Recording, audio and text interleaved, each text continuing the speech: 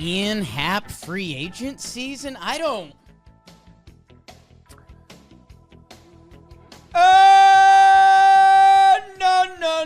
No. Hello and welcome to Talkin' Baseball. It is Team Profile and Projections presented to you by T-Mobile.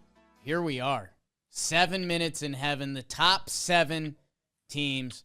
Well, 3 of the top 7 teams. I mean, they're on the YouTube screen, so I don't know if I should reveal it or not. We've got the big markets are here to play, Coach Trev. How are you? I'm doing great. I mean, the boys are absolutely bopping right now, fired up about analytics, talking about ball. This is recorded in the past, so we don't know if Randy Arozarena and Cal Raleigh are okay. We're still figuring all that out. That might change the Mariners' rankings. The Cubs, the Mets, the Yankees. That's who we're talking about today. I'm excited, man. Randy just starts hitting homers and just pointing at Cal. Benji Gill. We're doing WBC stuff. He's like, we want the U.S. more than anything right now. We want him again. Love it. We all want the U.S. None of those previous topics are going to be talked about. We have teams 7, 6, and 5 in your guys' team profile and projection rankings. I'll give some hints. There's a Chicago team and there's some New York teams. Let's get into it with number 7, the Chicago Cubbies. 92 wins last year, 92-70. They lost in the NLDS in 5 games to the Milwaukee Brewers in their division. Road dogs last year, the 4th best record on the road, 5th in runs scored. Their pitching and defense rates out very high the past couple years. And, I mean, the defense, you go around the field and you see it very easily. Pitching, they've been able to tap in to a lot of guys who they did lose this offseason. Kyle Tucker, we haven't covered his team yet. We will soon. Aaron Civale, forgot. Willie Castro trade deadline. My guy Mike Soroka. Brad Keller, Taylor Rogers, DrewPalm.com. Carlos Santana will keep playing if you pay him. Dalton knows. Owen Casey traded out of town. Andrew Kittredge traded. Brazier gone. Reese McGuire, how about that? And Justin Turner, has he retired? No, he's still raking in the cage. He's still just hitting. Coach. Yeah. He's still ready. Yeah, of course. Swing looks good. Swing has always looked good. Well, when he got to the Dodgers. Trevor, who did this team add? Because I know one guy. I know 2 guys, actually. You do know a few of them. There's some pretty big names out there, starting with my close personal friend who texts me once every 2 years. Alex Bregman. It's tight. Signs a 5-year, $175. Very coveted this offseason between the Tigers, the Red Sox. I don't know, were your Yanks in on them too? Probably, but the Dodgers were. But he ends up in Chicago. Spent last year in Boston, 114 games to a 128 OPS plus, and he was like a coach too. Everyone loves Alex Bregman around the game. What a turnaround for him. One of the all-time turnarounds in the sport of baseball. Phil Maton, your guy. You love Phil Maton. 2 years, 14 and a half, comes over. He was with St. Louis and Texas last year. I mean, back end of the bullpen type guy. Could give Palencia a day off if he needs it, all that good stuff. How about Hunter Harvey? He comes over from Kansas City on a 1-year $6. Hobie Milner, another reliever, our guy. Left-handed slanger, comes over from Texas on a 1-year $3.75. Shelby Miller. I mean, how old is Shelby Miller? That's a great question. He might not be that old, but I feel like he's been in the league for a long time. He got called up with Pujols. 2 years, 2.5 for him. He was in Arizona, Milwaukee last year. Jacob Webb, 1 year, 1.5. He was in Texas last year. So kind of just stealing everybody from Texas's bullpen. Okay, nice right there. And then we got Tyler Austin, although he is on the IL right now. He signed a split contract, came back over from the NPB. He had knee surgery in February, so that ain't going to work out for them. And another big one that you're going to know, one of the bigger trades of the offseason, Edward Cabrera. Yeah. He was the piece that came over for Owen Casey, a couple other guys in that trade as well. 26 games started last year to a 3.53. Ryan Rollison claimed off of waivers from Colorado, another relief pitcher as well. So they're kind of stockpiling pitching depth, I guess you could say. Michael Conforto's there on a minor league deal. Chas McCormick is there on a minor league deal. Dylan Carlson is there on a minor league deal. And Scotty Kingery. Kinger. Yeah, man. He's friends with Cole Tucker, so we love him. Shota Imanaga signs the extension, or he gets re-signed, to the qualifying offer. Caleb Thielbar back. He's a re-sign, 1 year, 4.5. Colin Ray, 6.5 million for 1 year, Jake. So they brought in a lot of pitching, man. But before we get to that, let me tell you about this lineup. And I already know I'm a looking and I'm a like. Yeah, you are. Michael Busch leading it off, comes over from the Dodgers. Bang, bang, bang. He's a guy. We'll get into some of his splits later on in the show. Then Alex Bregman at third base. One of the classiest gentlemen I've ever met, Ian Happ, roaming the left field part of Wrigley. Seiya Suzuki out in right field. Pete Crow Armstrong in center field. Nico Horner at second, along with Dansby Swanson, making up one of the better middle infields in all of baseball. Moises Ballesteros. 50 at-bats last year, penciled in to be the DH. Okay, he did rake in those at-bats. And then Carson Kelly behind the dish. Remember how good Carson Kelly was last year? I do. Yeah, you do. I know you do. On the bench, right now, Fangraphs has it like this. Miguel Amaya, backup catcher. Michael Conforto, Chas McCormick, and then Matt Shaw is like, Bregman's here, so he's going to play third base. Yeah. Matt Shaw is finding his way around the diamond. In spring, he's kind of playing a little bit of everywhere, so utility piece. Those are the guys in the lineup. And again, I like the overall lineup. I like the depth there. Jake, tell me about this rotation in the bullpen. Trev, in the rotation, you got, I think I see 5 guys that could be fighting for the second spot in the rotation. It's my Captain America, Matthew Boyd. Edward Cabrera, traded over from the Florida Fishies. Cade Horton, here's a who. I'll tell you what, they like him on the south side. Shota Imanaga, and Jameson Taillon rounded out. Is he Italian? Is that Team Italian? Canada. Team Canada. But you're saying Taillon, like it's Canadian. Trev, he's one of your French-Canadian brothers. But why do you say it like that? Jameson Taillon. How do you want me to say this? Yeah, that's better. That's better. Speaking of better, all-story LA team closer, Daniel Palencia. Thick.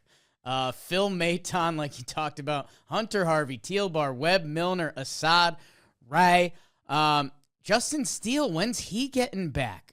Jordan Wicks, and you mentioned Shelby Miller, Porter Hodge, Luke Little. The Cubs have arms. The Cubs have everything, Coach Trev. I think we are now in the realm of teams that, the Cubs' goals this year coming into spring training on the board, it's World Series.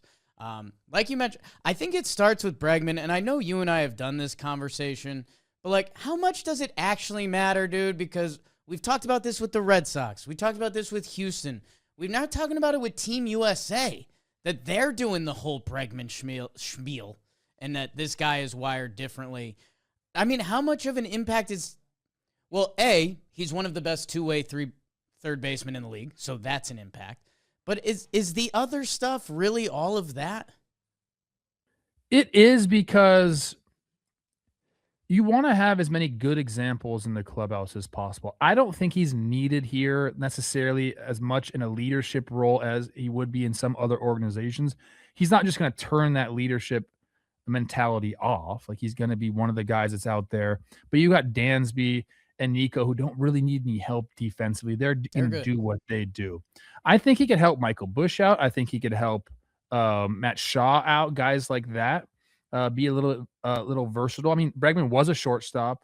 Then he's a third baseman. Said he would play second base. He's a guy that has moved around the diamond a little bit. But I think just the fact that he's willing to do that, Matt Shaw will draw off of that. Michael Busch, he doesn't really hit left-handers, and maybe he'll get the opportunity this year. I think there's a case for Bregman to step in and talk about that same-sided stuff. So, and even a guy like Pete Crow Armstrong, who I think him probably more than anybody needs, just a stabilizing force around him to get through some of the struggles that he encountered in the second half. So that's not going away. But I think the main thing is just he's a dog, man. They've needed a third baseman, an offensive third baseman for quite some time, and he steps in and just lengthens the lineup. And he's just, yeah, like you mentioned, just an all around. Like everybody wants Alex Bregman on their team, and again, I just can't emphasize this so much as enough. An all-time turnaround for this guy. Yeah. Well, it was kind of both, man. He was on the way up as like the face of the league, and all that Houston stuff happened, and then I think all of those guys like to be honest with you. I don't know how much Alex Bregman gets booed because I don't cover the teams that he played for. Carlos Correa, I never heard boos louder in my life, but when I was around this guy and when he's in the clubhouse, like that's shed, man. Like he just puts the freaking work in, and he's got a lot of respect around the league. Well, it was the secret to it all the whole time is that yes, they are very good at baseball. Yeah. Like this wasn't me. Although some of Jake Marisnick's stats. Anyways, Trev, I do want to talk about our new segment, Who's Going to Deliver. You mentioned the guy. In a way, he's the biggest wild card, and it's presented to you by Amazon. Just like how Amazon is there to save the day when you're in a pinch, let's talk about a player who's going to step up and save their team when it matters the most. It's our guy. It's your guy. It's Cole Tucker's guy. It's Pete Crow Armstrong. Because, Trev, one of the running jokes I've had about the Chicago's Cubs team is that they have the backup all-star starter at every position. You go around the horn and you're like, yep, okay. Yeah, that whole infield, the whole outfield, sure. PCA is interesting because what we saw in the first half from him last year was an MVP candidate. In a league with Shohei Ohtani, he was an MVP candidate. The defense will always play. The speed and the running will always play. It's just what can he put together at the plate. An 847 OPS in the first half versus a 634 OPS in the second half. Those are two different players, and I do think his range of who he becomes as a consistent ball player this year affects what the Cubs' potential can be as a team. Yeah, I mean, it was really like the beginning of August is where everything started to go, because even on August 1st, he had an 869 OPS, and then it just trended down the entire way where it went all the way down, Jake, to a 768 with a ton of at bats. So, look, here's the thing with PCA. He's a young hitter. The defense was there last year in a very tough place to play defense. So, like, his floor is extremely high. We saw probably his ceiling as an offensive threat during those first 4 months of the season. But then we saw probably the basement of his offensive profile the last 2 months. And he talks about just kind of the mechanics weren't there, getting in the box differently every single time. Those are some of his quotes about the second half struggles. So, I think he'll really make it a point to be as consistent as possible in his work this year. But like, there's just adjustments that he's going to have to make. I mean, he chased just so much. Yeah. I mean, when I would watch their games, some of the swing decisions were so tough that's something that he'll have to work on. And he has like the one tool that you can't teach, that you have to be born with, that can help you make better swing decisions, and that's speed.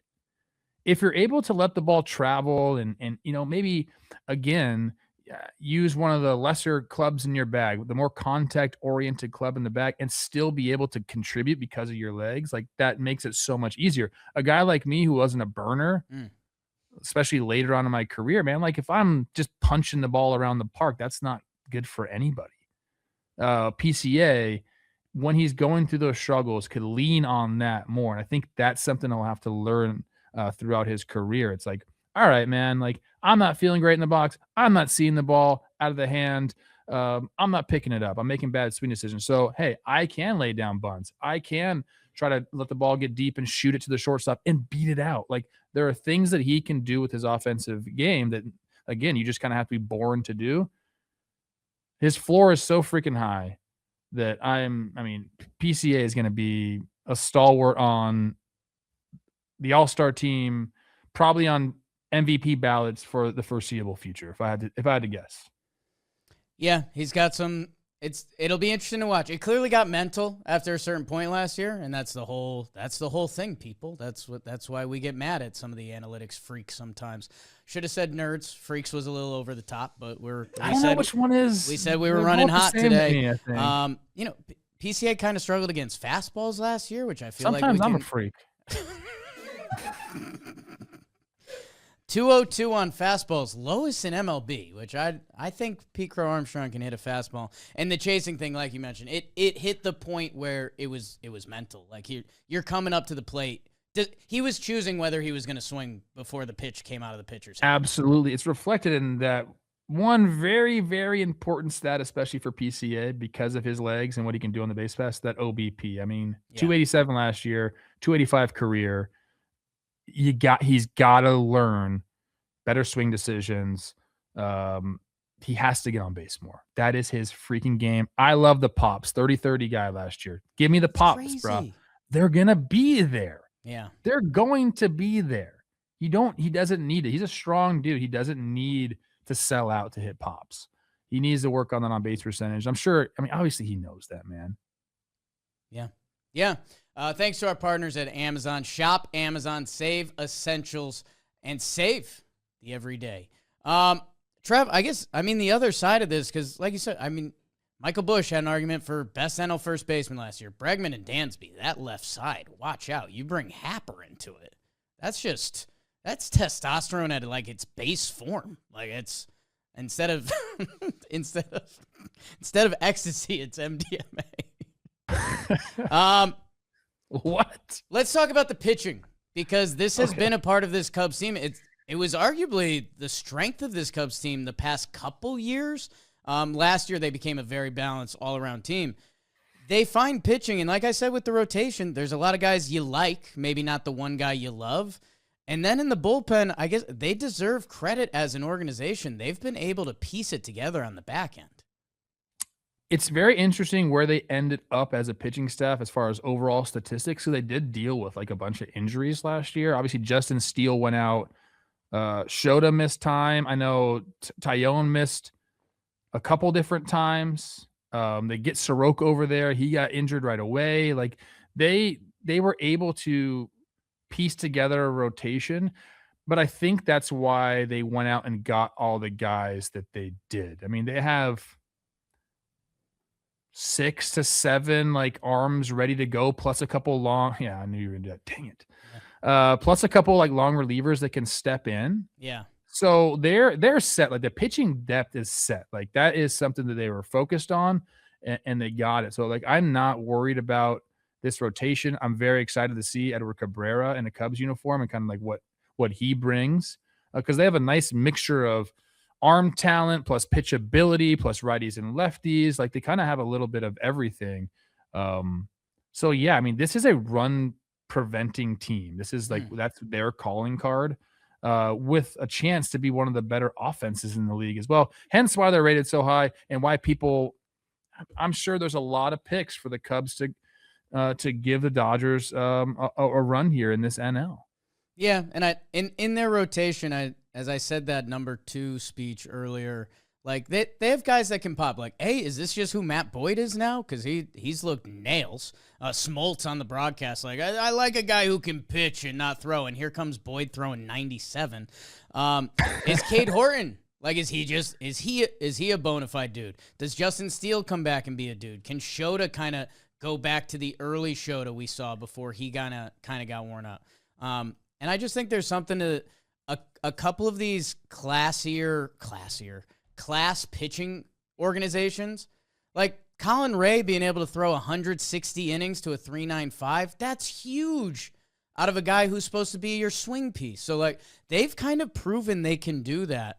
And some of the dudes they tapped into last year, Keller, Tealbar, Pomerantz, Chris Flexen, like whatever they're doing, it gives them an advantage. I think I'd like one more lefty out there in the pen. Like it's Thielbar. You always say it like the color teal and like go to the bar. Just give him a Thiel. Yeah. Okay. Thielen. Fine. Thielbar.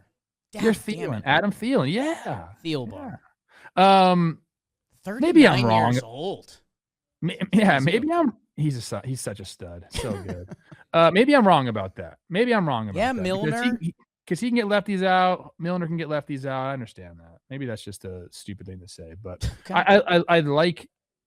I just like the mixture of pitchers that they have on this roster. And going back to John Smoltz, sometimes he says things that there's no way he can be serious about. It's an interesting question. I'd love to Kyle Schwarber as a leadoff man. He's like, oh, that's just crazy to me. I'm like, dude, the guy gets on base at a crazy clip, and you want your best hitters hitting more often than not. But he's just stuck on, you better have a wiry, fast guy out there that puts the ball in play. Yeah, I flip flop sometimes. I wish we had a better relationship. It's not like we haven't really mixed it up with Smoltzy.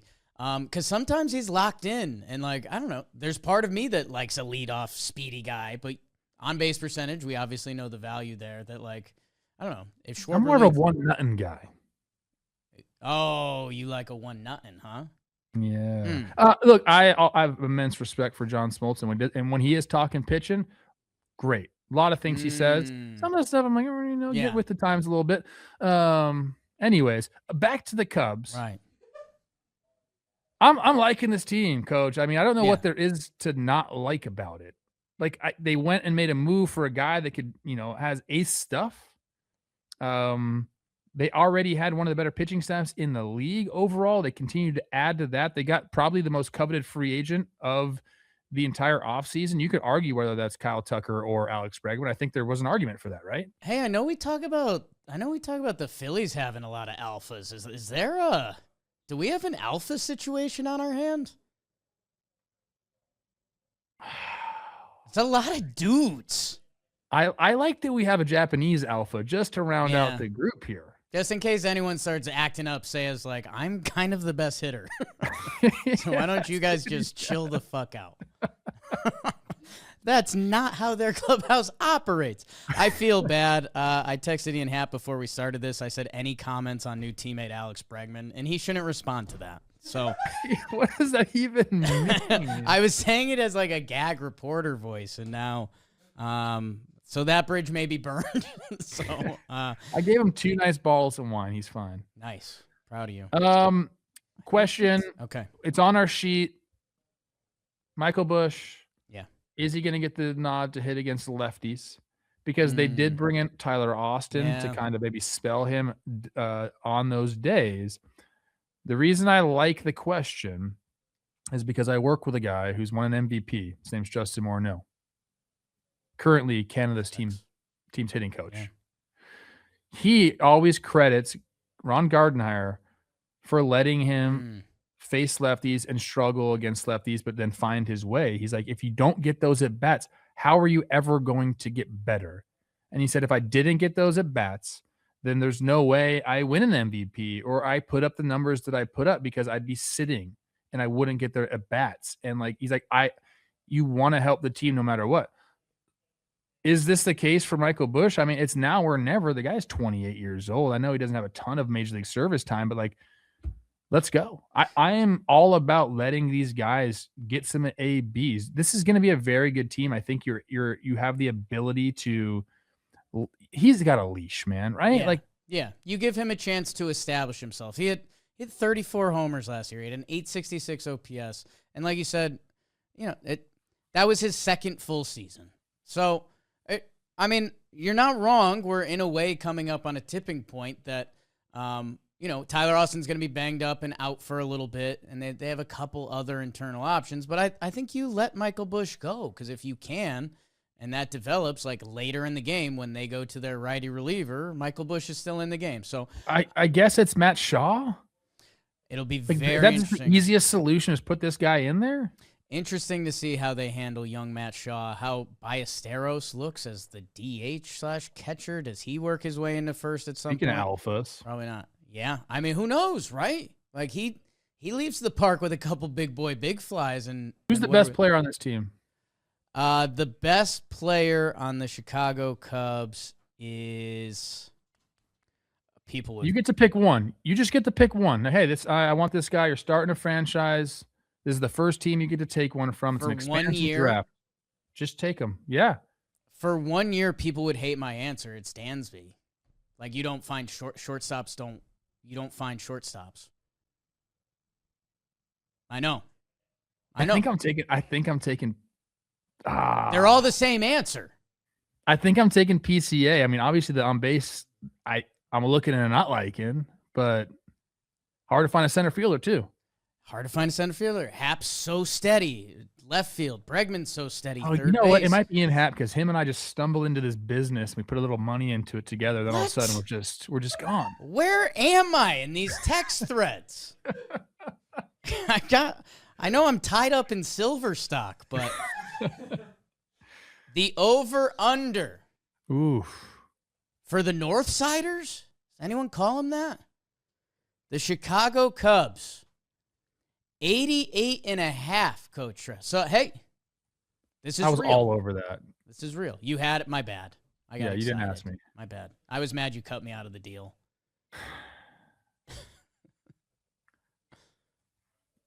The one issue I have is like the NL Central's like kind of good this year. Yes, Milwaukee Brewers are going to win 90 games. Social team, you can't clip this. If this gets back to Ian Happ, you're all out. The NL Central is always its strongest in spring training. No, dude, stop. Listen. Bro. Listen, we do this every year. Last year, 3 teams from the NL Central made the playoffs. So you can't say that. By accident. Like, if the Mets weren't the Mets, the Reds don't make the playoffs. That's a silly statement, Coach, because they made 3 teams made the playoffs last year. Is that the only division where that happened? I think it was. I believe so. AL East, AL Beast, heard of it? Oh, Red Sox made it. Okay, I forgot about it. Red Sox, Yankees. Okay, so hey, 2. I'll say this to save my AL Central. I think it's over. I think the Cubs are an awesome team. I think the Cubs and Brewers are 2 of the best teams in baseball. I think the other NL Central teams need to prove their worth, and they haven't done that for me. I mean, the Reds made the playoffs last year. I guess I get what you're saying. Whatever. Listen, I'm taking the over as well. I like this team. I like that they're going for it. Like, they have a clear plan, and that excites me. I like front offices that are, they are doing things. They are setting themselves up for the future. I love PCA and like what I think he can really be this year. Hey, Pete, just call me during the season. I got you. He might call you. He might call Caleb.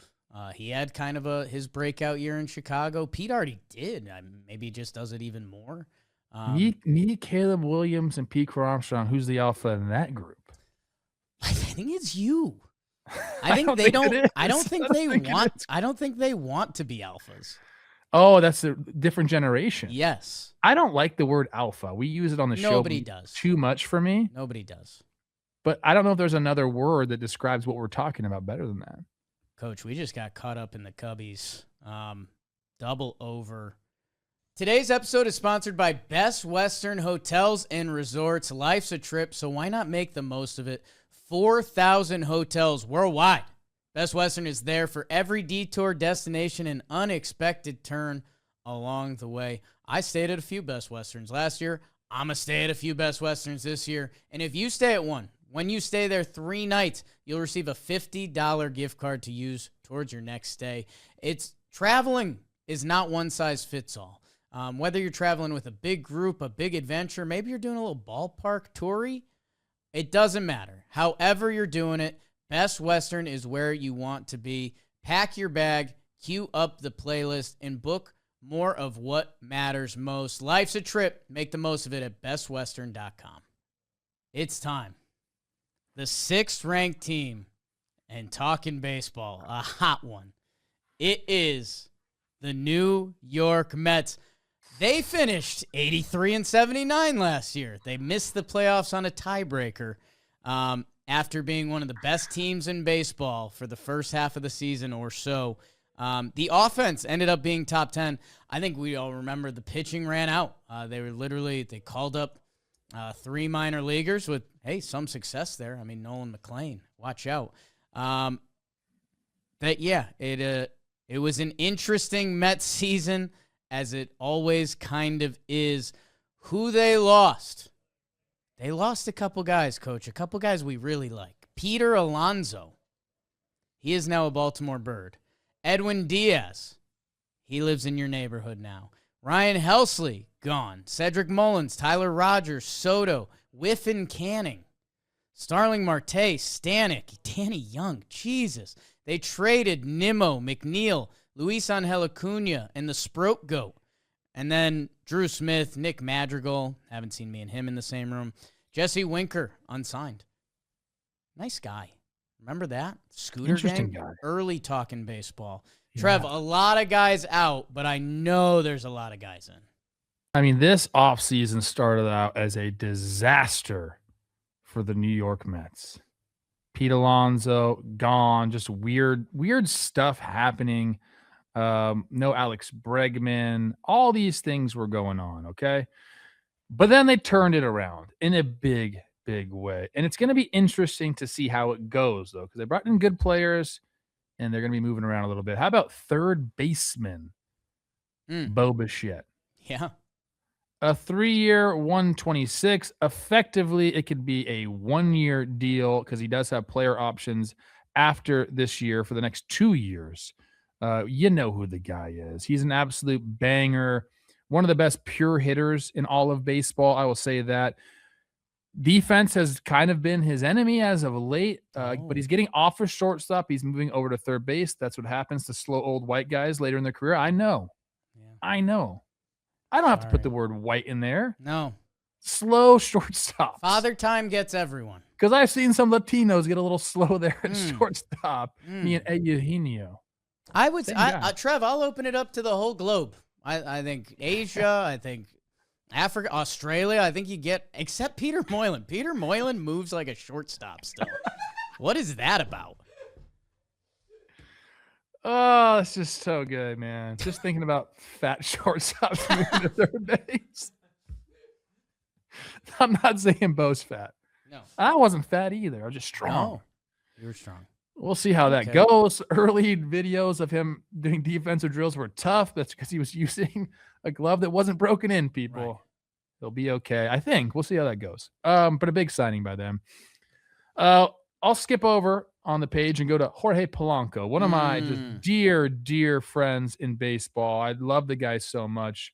Saw him as a young pup. He signs a 2-year $40 after a really nice year with Seattle. He was going from like second base. He also was a shortstop at one point. A lot of them are. A lot of you are, I'll say. Yeah. He'll be at first base this year, which, look, I think he's going to put the work in. We'll see how that goes. With Seattle last year, 138 games to a 134 OPS plus. You like that. And then it was pitching, man. Devin Williams comes over from your Yanks, 3 years, 51. Luke Weaver, 2 years, 22 from your Yanks. How about Luis Garcia? He played for 3 different teams last year. Comes over on a 1-year, 175. Split contract for MJ Melendez. Seeing what he can do in that outfield. 1 year, 1.5. We'll see how that goes. Here's where it gets real interesting for this team because you mentioned the pitching last year. Freddie Peralta comes over in a trade from Milwaukee. Fast Milwaukee. Little from rebrand. Milwaukee. Fastball Freddie is what you like to call him. He can live at the top of the zone. He comes over with Tobias Myers, who's not on the Brewers anymore. Correct. Yeah, nailed it this time. Yeah, nailed it. That trade sent away Jet Williams and Brandon Sproat. But those two guys come over to solidify the starting rotation, and possibly what I keep saying is we might see Tobias Myers, the back end of that bullpen, by the end of the year. More trades happen. We got a new second baseman as well. Marcus Semien comes over from the Rangers for Brandon Nimmo. The offense hasn't necessarily been there for Semien. Last year, 97 OPS plus, but he can still play a banger of a second base. And this one is probably my favorite deal of the entire offseason because I cannot wait to see how it goes. Our guy, Luis Robert Jr., comes over from the White Sox for Luis Angel Acuna. We know the story of Lou Dog here. He burst onto the scene everyone started calling him the heir apparent, and then it just hasn't been that way. The White Sox have also just absolutely stunk up the joint. Yeah. I'm looking for a change of scenery type season for him. Brian Hudson also comes over for the White Sox from the White Sox. He was with them and Milwaukee last year. He's a reliever. Vidal Brujan comes over from my team, the Twins. He played for 3 different teams, bunch of teams last year. A little kind of a utility guy there. Talkman's there on a minor league deal. Nick Birdie, fireballer on a minor league deal. How about Carl Edwards Jr. still kicking it around? And Christian Pache, minor league deal. So a lot of people in, Coach. I'm talking about a complete roster overhaul, essentially, which will bring us to this lineup. And I will say this. I'm looking, and I'm like envisioning that I really like this interesting. lineup. I did have him as my number 3 ranked team in the big leagues, power rankings wise. I was caught up dreaming about best case scenarios, I think. And if this does work, we're looking at one of the better offenses in the league, I believe. But there's also a opposite side to that. Francisco Lindor, Frankie's an absolute stud, dealing with a hamate injury right now, but he'll be at shortstop. I think he's like super underrated now. People were calling him so overrated that he's underrated, whatever that means. Juan Soto, one of the best pure hitters in all of baseball in left field. Bo Bichette, one of the best pure hitters at third base. Jorge Polanco, Marcus Semien, Brett Beatty. DH, he'll probably move around a little bit too. I'm sure he'll see some time in the field. Francisco Alvarez, just be you, Pop. Stop listening to these dudes. Just go swing your ass off. That's all you need. Mentioned Luis Robert out there in center field. And then Carson Bench. Is he going to be the guy out there in right field? That'd be if he can play and is a stud, that would help them a lot. Ronnie Mauricio, love him there. He's on the bench with Tyrone Taylor. Mark Vientos, where do you fit in this roster? And Luis Torrens as the backup catcher. So that's the lineup. Again, I can envision something really nice happening there. Tell us about the rotation in the bullpen. You mentioned the guy, and this, again, maybe my favorite move of the offseason was Freddie Peralta. Like Freddie P being the one for the Metropolitans, followed by Nolan McClain, David Peterson. He's been a signature guy on this show. Clay Holmes, my guy. Sean Manaea, your guy. Kodai Senga, the world's guy. That's six guys, along with Jonah Tong waiting to participate, Christian Scott. So we have some depth there. And then we're going to be interested to see how that figures itself out with maybe an extra body in the bullpen, because we got Devin Williams and Luke Weaver, a.k.a. We Will Rock You, former Yankees bullpen. Brooks Riley, Luis Garcia, Brazo Ban. He throws some funk, man. Brian Hudson, Tobias Myers, as some of the Brewers start to come back to old Davey Stearns. And then we've got a few other bodies. Craig Kimbrell is in camp. Love that. Brandon Waddle. Okay. Coach Trev, this has been one of our hottest teams. You mentioned you had them ranked 3rd in your power rankings. I think I had them 11th. And yeah, I guess you could spin both pretty easily. Like, yes, they've brought in a lot of talent. They lost some talent. The way last season went down, a little bit of the flavor that has been around this franchise, a stink, if you will. I don't know. I honestly, I flip-flop every day on it, because every now and then I'll look at the rotation and I'll be like, damn, that can be elite. I'll look at the lineup and I'll say that can be elite. Or I spin myself in the other ways where I'm like, is the defense going to beat who's playing every day? So I don't know. You're obviously bullish on these guys. I'm bullish on like best case scenario. And so like, as I revisit the power rankings, I don't like doing power rankings. I do it for the people, man. I do it for the people. If I was to revisit my power rankings, I don't know if I'd have them 3rd overall. But, catch me on the right day and I'm looking at this roster. Right. I'm like, yeah, it's going to work, dude. Like they needed a change. They brought obviously so much change to this roster. So I think I like the mixture of guys. That's one thing, a storyline to look out for in the early goings is these guys aren't playing together right now, dude. There's a bunch of these guys playing in the WBC, so they're not really forming chemistry like they probably should. Because again, a lot of new faces here. But when I look at the rotation, and I'm so bullish on Nolan McLean, like I think this guy is like, I think he's going to be someone that we talk about all year as one of the better pitchers in the league. So you pair him with Freddie. Like I think Clay Holmes is absolutely filthy. Yeah. Like I feel like he doesn't get enough credit for how good he is. Sean Manaea has had spurts where he's like been very, very good when the mechanics are right and he's healthy. And same with Kodai Senga. Every time I mention Kodai Senga, Mets fans are like, Yeah. dude, this guy stinks. I'm like, what are you talking about? The splits last year, if people don't remember, in his first 14 games, he had a 1.39, Jake. A 1.39. Yeah. And then he got hurt covering first base. And after that, it was abysmal. So, like, let's just see this guy healthy and, like, let's see if he gets back to it. Because if we're talking about a 6-man rotation, which I think they're still leaning on going, like, they have 6 guys who, like, I don't think there's a 5 or a 6 there. I think this is, like, a couple 1s and then, like, a couple 2s and a couple 3s. Like, you know what I'm saying?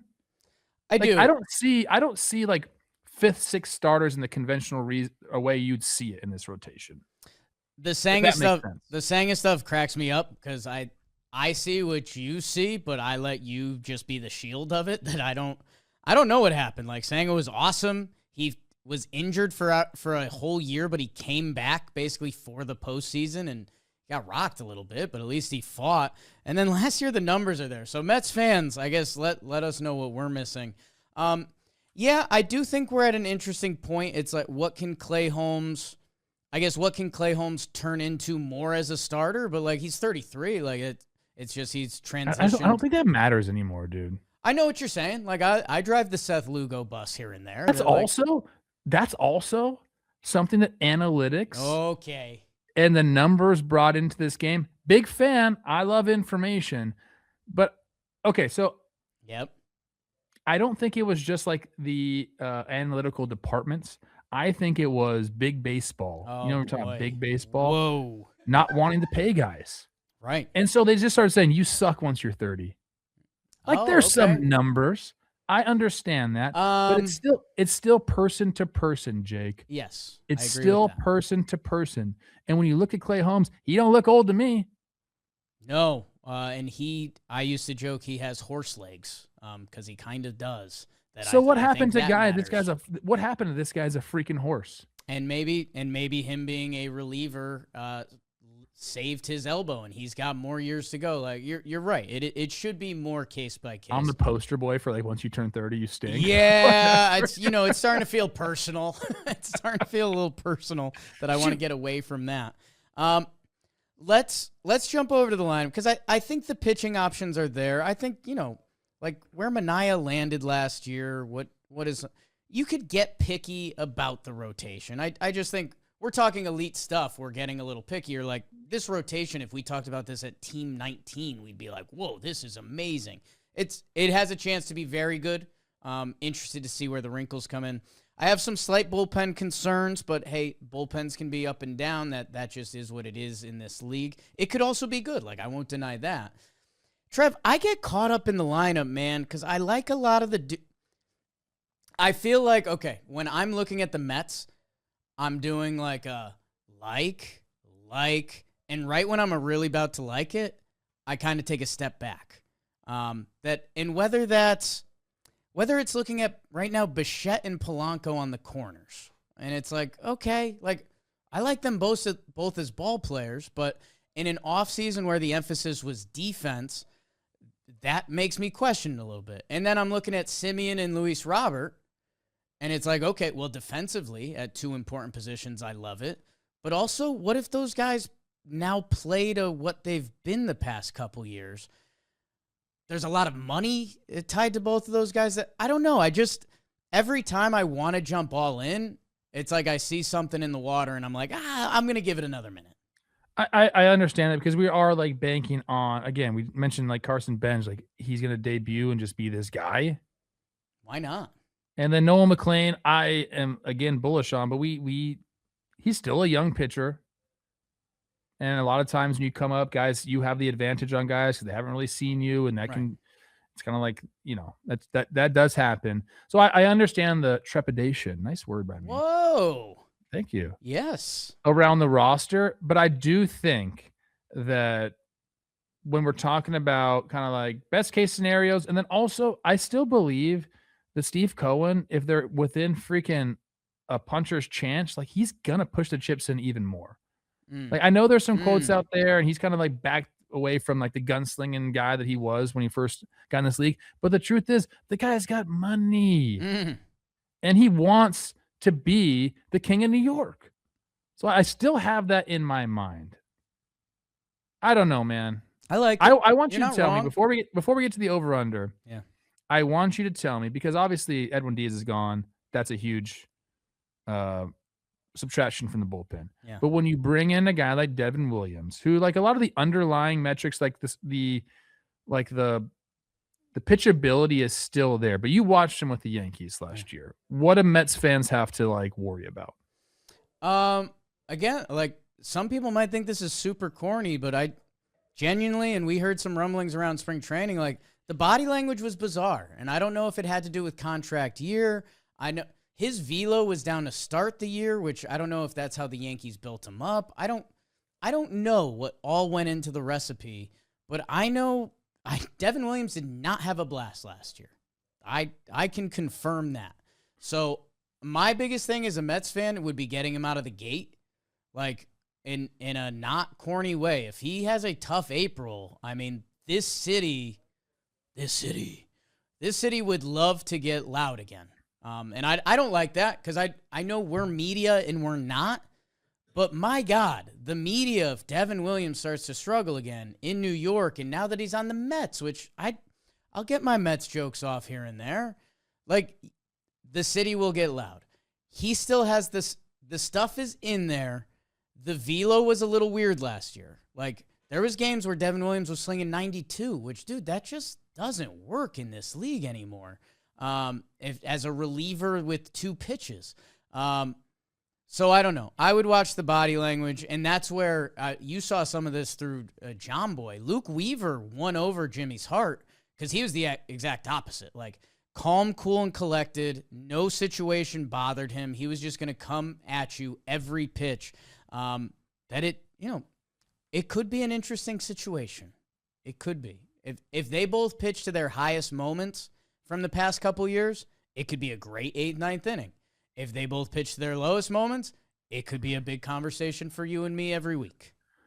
I just think like you're talking New York. Okay, I got a taste of it last year. You think Devin Williams is like scared of the media? By the way, I'm not media, bruh. I wouldn't say scared of the media. It's You just did. it's the most media by far. Great, but you wouldn't sign a 3-year 50 in another New York town if you're scared of it. Yeah. I don't know. I look for a big. I mean, that's another reason why I'm high on this team. I think he's got the stuff. He still has the whiff rate, the chase rate, all those things to be a premier closer. I mean, I don't know if he's ever going to add a third pitch. That'd be like, why not? There was room. I think there was a cutter in spring. I don't know if that stays. Why not? And then it's just interesting because then are you getting away from the airbender? Like agreed. It starts getting a little more mental. I agree with the velo more than anything. Keep the velo going, all that stuff. I don't know. I'm in on this team. It's going to be a new look, man. It's going to be obviously a very, very new look, but I think Mets fans were like ready for that. Yes, absolutely. Like Mets fans are soaked, and you should be. Like they shook it up, and it's going to be very interesting. We get caught up in the stars, and we do this mid-season every year. Like, okay, what if Beatty, Alvarez, Benj, Vientos, and Mauricio are studs? Like, the young guys on this team are going to find some opportunity, and if a couple of them click, that very much changes their outlook, along with the safety nets of Soto, Lindor, Bichette. Like, I get it. I also think the division is a factor here. Like the Braves kind of laid down last year. I don't know if you get that again. That it's going to be a very interesting season for the New York Mets, as it always is. Jolly says they're going to win the division. He said he never said that on a microphone. He did it on this very show. The balls. The over-under. Coach Trevor Plouffe, it is our highest so far. 90.5. Oh, I know you like to guess. That's my bad. You know what's funny is I'm already looking at it right now. Okay. So. Okay. Well, a pre-apology for me. 90.5. I mean, I got to take the over because if I'm just going to continue to say I believe in this team, it means they're going to win more than they're going to win 91 games at least. So I'll take the over here. Listening to Jolly talk about them, I think there's, some optimism because of the roster turnover, but I can see this all coming along. We talked briefly about Jonah Tong, but like to have him waiting in the wings, like the pitching depth to me is there. The lineup can be very, very good. I think like we forget how good Juan Soto is sometimes. Like this guy's an absolute animal at the plate. He can absolutely carry an offense. Am I curious about the defense and some of the position changes? Yes, but I think, again, I've said this many times in the show, defense is one area where if you just put the reps in, you can improve. So we'll see if that happens. Clay Holmes surely hopes so. I'm taking the over. I say this with zero confidence. I'll be taking the under. I like the Phillies still. I think the Braves will be back. I think this team will have a Mets season where the highs will be high and the lows will be low. With some of the things we've talked about, it can very much work. Like I won't bet actual money on this team because they could be one of the best teams in baseball. And what if Soto's 27 this year? What if somehow there's more? He stole 40 bags, right? He stole 38, which led the National League. He led the NL in walks. He had the highest on-base percentage. I need an investigation right now. He hit 263 last year, and I think that's low for who Juan Soto is. He might have another level, and him, Lindor, Bichette, the Space Jam version of these Mets could just ruin games. I think they're going to miss Alonso personally as well. I just think guaranteed power is really hard to find in this league, and he was as guaranteed as possible. And a slight under. I have one last piece of news before we do our final team of the day. Text back from Ian Happ. He said stud when talking about Alex Bregman. I then tried to fight my way back into the conversation because I was obviously behind. I said the people have the Cubbies ranked 7th in our power rankings. He said not 1-1, kind of messed up. That's where I blamed it on the fans, so thank you for everyone listening. And then, still trying to save it, I said, is the golf swing good playing and doing WBC this weekend? He said, game is pretty tight. I said, best club right now? He said, in my bag. Haven't mishit an iron in 5 years. He's that guy. He's simply that guy. And we're not. I'm also a model for a golf company. Yeah, right? Line. Every note he hits. I think he's just nice to me, in a charitable way. I'm going to save this for the end of the show to keep people going. I did just get a ha-ha reaction out of him, which I didn't think Ian Happ sent those. But the final team we have to talk about today, Trevor Plouffe, and you and I, we're running hot. It's 50 minutes in. It is the New York Yankees. The New York Yankees went 94-68 last season. Road dogs. Second best record on the road. They had the best offense in baseball by a lot of metrics. First in OPS, first in runs, first in homers. There's one guy that was a big part of that. The starting pitching was really strong last year. Fried and Rodon were just horses for them. Some of the bullpen numbers, not fantastic. This offseason, the New York Yankees lost. We mentioned a couple of those guys in the Mets bullpen, Weaver and Williams. They also lost Mark Leiter Jr. and Ian Hamilton out of that bullpen. That bullpen had some kind of tough numbers. Jonathan Loaizaga was a staple. He's gone. A couple other side pieces. It was kind of a quiet offseason a little bit, Trev. I guess who'd they bring in? Quiet-ish. I think we'll end up liking some of these moves. No external free agent added. They did have a couple of re-signs. Kind of wild. It is weird. Kind of wild. But they did trade for an area of need. They brought in Ryan Weathers from Miami. A big trade, man. They sent 4 guys to go get him last year. 8 games started to a 3.99, but the stuff plays up, and I think the Yankees are envisioning obviously a much larger role for a guy like Ryan Weathers there. So they bring in him. They bring in Max Schumann in a trade with the Athletics. 101 games last year to a 60 OPS, kind of a utility guy. Angel Chivili. I don't know if I got that one. Yeah, Angel Chivili. Chivili. I knew it was a Shiv. It's a tough one. Is he? No, he's not Italian. I think he's Dominican. I mean, Angel Chivili. I like it. Anyways, he comes over from the Rockies. How about Osvaldo Bido from the A's as well? Probably won't make the roster. He's on waivers. A couple minor league deals. Randall Grichuk, that F word. Yeah. Rafael Montero, Seth Brown, Paul DeYoung, Zach Short. What's up? Yeah. They did bring back a lot of guys. A lot of guys. We're talking about. So, yeah, there were some free agents. Yeah, there were some qualifying offers, but they weren't off the team. They brought him back. Cody Bellinger, 5-year, 162.5.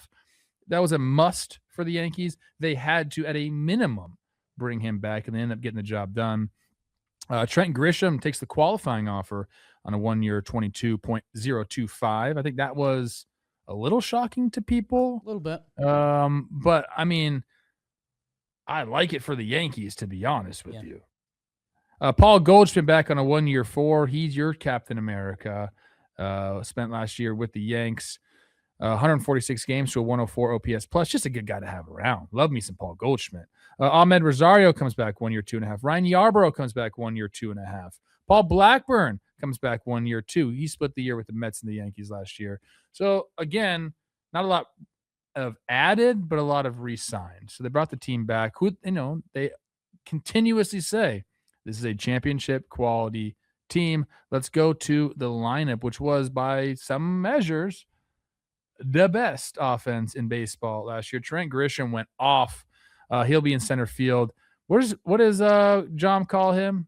The shy or the sleepy Senor Sleep? The big sleep. Senor Sleep or the big sleep, yeah. Just an outrageous home run celebration where he acts like, I don't know what I just did. Aaron Judge, you know who that is. Yes. Bam, I love me some Aaron Judge. He was really trying to show some emotion last night against Team Mexico. Sure was. He was putting an all-out effort. Sure was. Cody Bellinger out there in left field. Ben Rice at first base. Giancarlo Stanton at DH. Jazz Chisholm at second base. Ryan McMahon at third base, although he's been playing some short in spring training, possibly the backup shortstop there. Jose Caballero will be starting the year at shortstop for the Yankees. Austin Wells, he's Dominican, right? Love that for him. He's behind the plate. JC Escara, backup catcher. Paul Goldschmidt will be there mixing in. Randall Grichuk and Ahmad Rosario. Volpe on the shelf right now with shoulder surgery. He'll be back in late April, as well as Oswaldo Cabrera had a fractured ankle last year. He'll be ready to go. We'll see what happens there. Jason Dominguez going to be starting the year in AAA. Yeah, that's the plan. Spencer Jones, did he get optioned? Sure did. Okay. The names to watch right there. So that's who we got in the lineup. Again, real nice lineup. What about the rotation in the bullpen? Our guy, originally your guy, might be my guy now, Max Fried, Yankees ace. And then from there, it gets interesting. Cam Schlittler, who broke out on the scene last year. Will Warren, who had a very fine rookie campaign. Ryan Weathers, who apparently a lot of teams were trading for. Luis Hill, your 24 Rookie of the Year. So there's talent there, but the story is kind of lurking in the wings. Garrett Cole is supposed to return in May or June. Carlos Rodon is supposed to return in May-ish. Clark Schmidt later this summer, potentially. So there could be reinforcements along the way, along with a couple actual prospects. Sometimes we get caught in the Yankee hype machine. Elmer Rodriguez, who's been twirling it for Team Puerto Rico in the WBC.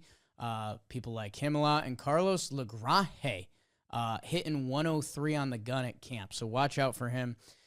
In the bullpen, Bednar, Doval, Cruz, Tim Hill, Jake Show Me Your Bird, Paul Blackburn, Ryan Yarborough, Cade Winquist, Rule 5 in it, along with a couple other options heading into camp. So, Trev, as you know, I talk about this team a good amount on Talkin Yanks. The Talkin Baseball crew sometimes gets rowdy. I think they like it more than they lead on. I like hearing Bill Simmons talk about the Celtics. Like, I don't know. I just compare myself to Bill Simmons, maybe, people. Trev, I guess I have some answers. Some I don't. Where do you think the Yankee conversation starts? Because it wasn't a big offseason. They had a big deadline, so that's part of the story, but the team is back. I just think where were you going to really go? Like, where were you going to make the big leap there? You had to bring Bellinger back, and that kind of took some time.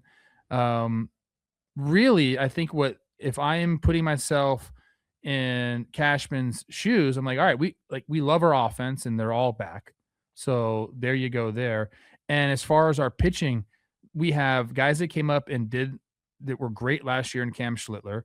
And then we have these dudes who we paid a lot of money to that are coming back. So I think that to me is the biggest storyline is what do Garrett Cole and Carlos Rodon look like? What does that rotation look like when we get to like the All-Star break? Like when they have a few starts under their belt, are we looking at this rotation saying like, holy shit, like this is the best rotation in baseball to go along with the best offense in baseball? That's the dream, right? It's got to be the dream. That's the dream. That's absolutely the dream. And you're right. I think the storyline, and again, this is a little bit of a Yankee perk, although, the AL East is a tough division. It's what does this team look like at midseason, and what does this team look like in September? Like, if Garrett Cole looks like a lesser version of Garrett Cole, but then he has a big September, like the Yankees' outlook might have just changed there. So watching injury and return, like we do with all of these teams, but the Yankees ones are kind of laid out right in front of us. And then, again, it's glass half full, glass half empty. Like, I can give you both sides on Luis Gil, Ryan Weathers, Will Warren. Like, I don't know what I'm saying about them at the end of the year, but one of them might click in an awesome way. The bullpen, which was problematic last year, they got Bednar and Doval at the deadline. Like, those are two guys that have closed a lot of games in this league. From there, it's not a lot of options that get you super excited. The Yankees in previous years have been able to tap in the bullpen. But yeah, the pitching on a whole, how the health develops, how the trade deadline develops. Could someone like Luis Gil kick to the bullpen by the second half of this season, and what does that look like? But there's a ton of talented bodies there. I think offensively, it's how much of the offense is Judge, which, again, I'm not going to knock Judge for being good or the Yankees having Judge. But Trent Grisham had kind of an outlier season. Is this who Trent Grisham is now? Ben Rice, to some statistical metrics, had one of the unluckiest season ever. The Yankees love him. They think of him. They regard Ben Rice as one of the top hitters in this league. And that's who they're banking on supporting Aaron Judge in his prime. That the Yankees are good. It's always a question of how good. And Trev, the problem is the answer hasn't been the best in too many years for Yankee fans. It's actually such an interesting thought process when you say they're banking on Ben Rice to back up our generation's best right-handed hitter. I have zero qualms with Ben Rice, but the text I've been sending in our Yankee group chat is around Judge. It's Trent Grisham, who's a question mark for this season. Cody Bellinger is not. Cody Bellinger's Cody Bellinger, right? Like, we pretty much know who he is as a player. And he matches Judge well. Different approaches, lefty, all that. And then Ben Rice, who I don't know, man. I've watched a lot of baseball. I love his at-bats. They do feel impressive. I hope the Yankees' metrics are right on Ben Rice, because I don't want to look back in 5 years and be like, what were we doing? Have you seen his Savant page? I sure have. Wow. If Ben Rice looked like Giancarlo Stanton, I think we would talk about Ben Rice a lot more.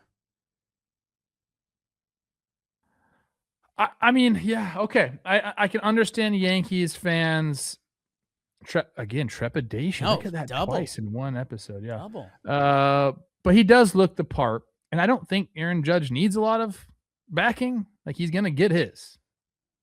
He's gonna And get and his and they're really like last year. Did you feel like he got pitched around a ton? in the postseason. The Yes, postseason, we did start to see it where even all those guys I just mentioned struggled in the postseason against the who's Phillies. why am I blanking on the Blue Jays manager? Schneider. Schneider was like, "We might just walk him every time." Get it? I get it. I think that are we talking about the shortstop situation enough? Are we talking about Giancarlo Stanton and the elbows enough? Are we talking about the prospects enough? Because I know you guys love Spencer Jones and where's George Lombard? Like they have, so that's what I feel like if you're thinking about like if you're Cashman, we had the best offense in baseball last year with these guys. So like, what are we trying to do? We have these starting pitchers coming back. We have young guys in that rotation. We have young guys coming up that can throw the pill. We also have these like real deal prospects on the offensive side. So like at some point you got to trust your organization. And I know maybe that wasn't how it always was, or at least how some people envision the Yankees, where it's like, hey, we're going to just go out and get that guy, the best. We're going to get the other best hitter to be behind Judge. Like they haven't really acted like that. They have believed in the organization. They have brought guys up from within, a la Aaron Judge and Ben Rice. So is that where they're thinking too? Like, hey, we got these guys. They're studs. Like they're going to be something for us, right? Yeah, it should be a massive trade deadline. The Yankees have actual prospect capital, whether their young arms are probably more valuable than their young bats, if we're being honest. But like you said, it's where do they move? I mean, there's a lot of guys around the horn they're invested in one way or the other. And like you said, the pitching in theory, if it's healthy. So it's going to be a big deadline. And yet it's where I do get anxious because the Yankees go to the World Series in 2024. Their postseason schedule wasn't the strongest. I'll leave it at that. I will say Judge had the best Batman and Robin combo that, it's up there. It's up there with Manny and Poppy. It's up there with whoever. Golly, that was fun. We're gonna look back at that and be like, holy crap. And by the way, the rest of the lineup was dead. So Glaber had a great postseason. Those guys helped out. I guess for me,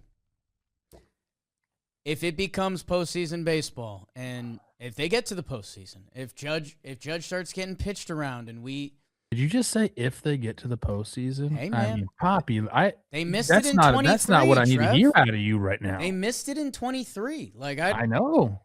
That I don't think it's that team. That team, in hindsight, was, whoa, this team is not that.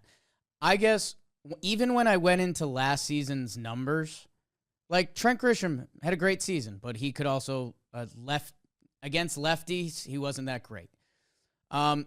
Cody definitely has an argument for second best player on the team. His all-around game is fantastic, but I guess at the end of the day, if I'm the opponent and I have to worry about, Cody's final stat line last year, 272, 334, and 813 OPS. It's a very nice season, especially the way he defends, runs the bases, and everything Cody Bellinger does. But who's Judge's Robin? The Yankees think it's Ben Rice. I don't know if Talkin Baseball knows that. I think we have a lot of fans that are in the expected stats and saw what you just saw on his Savant page. The Yankees are banking on Ben Rice to be, I don't even want to throw the names out there, but the elite players of this sport. Hope he is. Yeah, I mean it's like his second full year in the big leagues. And they move him from first and catcher. I don't That's know, what I'm man. saying. Eventually you have to trust what you do in the organization, and you have to trust your scouting. You have to trust your development, and that's what they're doing here. Maybe it's a little scary for some franchises. Guess what? About 27 teams have to do that. 20. Yeah, you know what I mean? Right. Well, and Trev, this is where I get a little nervous because last year's TPP, did we talk about Jason Dominguez a lot?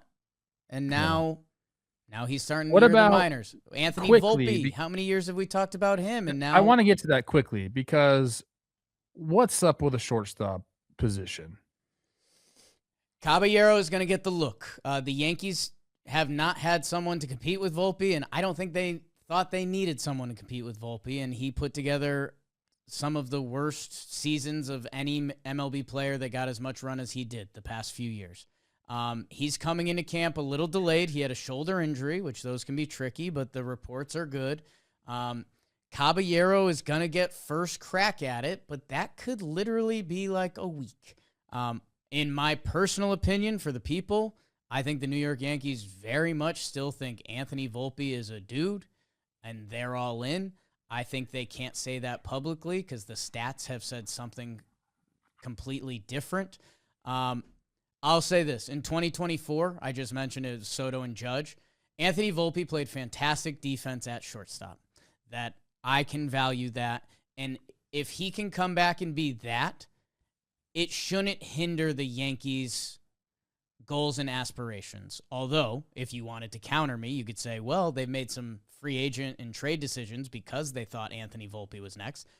And I'll choose not to have that conversation. I don't know. I hope it becomes whoever earns the right to play gets to play. If Anthony Volpe plays good, yes, dude. That's what we're all rooting for. If Caballero plays good, we'll play that guy. It's that simple. One last question before we get to the over-under. Who's got more question marks this year? The New York Mets or the New York Yankees? In my head, and maybe I am biased, I think it's the Mets. The Yankees won 94 games last year, and they did a couple silly things along the way.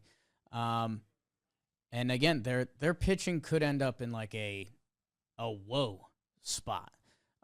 That's where I would lean, but that's in a way, I guess that's an opinion. That is my opinion, not in a way. I guess the other thing just a watch out for people tuning in against the Yankees, they have platoon options. Like you mentioned, Paul Goldschmidt, Ahmed Rosario, and maybe that bleep Grichuk if he makes the team. It'll just be interesting. Normally when you think the Yankees, you don't think of lefty-righty platoon guys. They have some options that it's going to be interesting to see how deep they deploy that. Spencer Jones was hitting like Aaron Judge. Now he's hitting like Shohei Ohtani. So, like, hey, dude, pick a great. I don't know. Stick to one. Who's next on the list? Me? I was going to beat you to the punch. Yeah. I like Spencer Jones. I hope it works. Nice. Some analytics for me at the end. Trev, our final over. Have you looked? I haven't looked. Okay. I haven't looked either. Our final over under. Your thoughts? I want to say it's going to be the same as the Mets. I'm going to give them a 90.5. What if I told you that was right on the nose? Right on the button. Coach Trev, 90.5 for the New York Yankees. Again, they won 94 games last year. There definitely are some question marks. The other thing I'll put out into the ether in a negative light, they do strike out a ton, which if baseball, if Toronto and Milwaukee and not striking out has become more of a thing, it's just something to watch with the team. People are going to hate this. I love when you start getting excited like that. That's my favorite emotion. If we could bottle those 2 seconds. I do think this team has the same amount of question marks as the Mets. I think their one best offense in baseball thing. I don't know if they repeat that this year. I don't know. Maybe I'm so far off. Maybe Ben Rice is that guy. Maybe. And there is Judge's Robin. The pitching coming back. I think they'll be okay. I think I'm taking the under here. 90 games. They win 90 games, Jake, and they're in the postseason. The AL East is very, very good this year. It is. We're getting these pitchers back most likely, June, July. And how are they going to be for their first 6 starts? I'm just I'm going with a 90-win Yankee team this year. Yeah, I will. I'll be taking the over. They have won 94 the past 2 years in the regular season. Like I said, 82 in 2023. But outside of that, if you zoom out to 2017 and full seasons, the 2023 is the outlier. Like the Yankees are still a well-run They are. Yes. But it's not the expectations that a lot of fans have.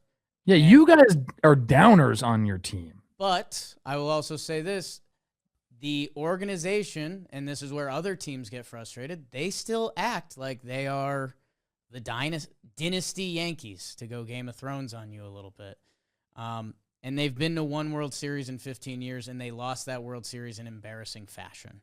Am I just being an idiot taking the under here? I think it gets your juices going a little bit. I think the over is the pick. I will say the AL East, and I've said this with other divisions, like Tampa Bay turned my head a little bit. Like I think this whole division could be a goddamn grindstone this year.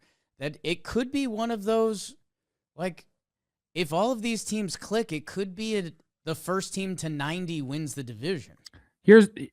Yeah, that's what I'm thinking. So like 94 for the Yankees and the Blue Jays, 89 for Boston. Baltimore at 75. You got to imagine Baltimore's going to win 10 more games. Like I think they're at least an 85 win team, right? Yes. So where do those 10 wins come from? The AL Central. Like some of them got to be in division, right? You would think so. How about this? I'll lump them together, and maybe this is just me protecting myself.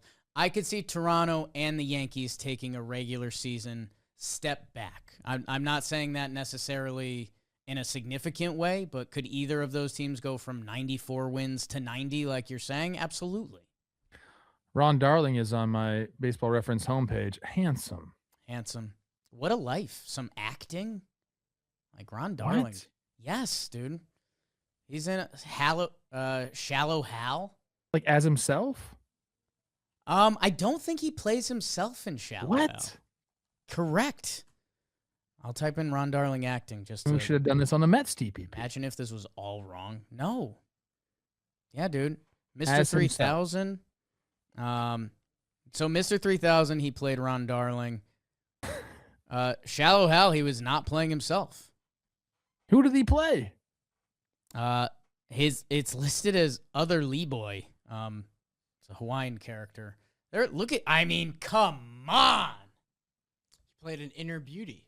Oh, wow. So he was the hot guy even though he wasn't hot. Ron Darling has acted in 4 things, and one of his role was being inner beauty. Are me and Ron Darling meant to be just like lifelong best friends? I think so. How many overs have I taken, Bob? I need to know. Oh, the rethink. Dalt's on it. Folks. We've done 26 teams, and you've taken 1, 2, 3, 4, 5, 6, 7, 8 unders. So I'm 18 and 8. I Jake gotta is- take an under. I'm sorry, people. Jake is 19 and 7. Oh, jeez. What? I feel like we've been in lockstep a lot. Fuck. I'm taking the under 9. You guys know win what? 90 games. You're happy with 90 games. I'm seeing the goddamn board. I don't care. I don't care what the numbers say. We just want to get into the playoffs.